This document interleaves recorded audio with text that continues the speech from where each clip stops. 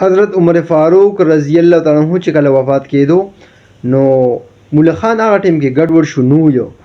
نو هغه ډېر زیات پریشان شو او څه کسان ولېږل یمن طرف له او یو کس شام طرف له ولېږل یو کس عراق طرف له ولېږل چې تلل شي مولا خان وګوره چې تاسو مولا خان لیدلی دي که نه دي لیدلی او ډېر زیات پریشان نو چې کوم کس یمن طرف له تللی نو چې هغه په لاس کې چې کوم دی په موټي کې څه مولا خان ځان سره راوړو نو ډېر زیات خوشحاله شو او د الله اکبر ناره یې ولګوله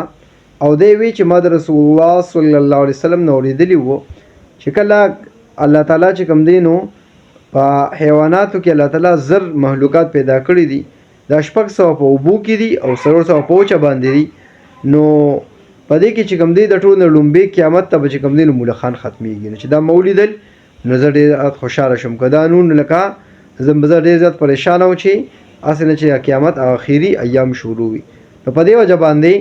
مولا خان چې کوم دی دا داسې حیوانات دي چې لومبې په حیواناتو کې به دی ختمیږي د هغې نه پس به چې کوم دی بیا نور ختمیږي لکه څنګه چې مری وي او یو مری چې کوم دی هغه تاروشلیږي او یو مری پسې بل مری روان وي دغه شان یو حیوانات پسې به بل حیوان روان وي او هغه به چې کوم دی نو ختمیږي او بیا به قیامت چې کوم دی نو برپا کېږي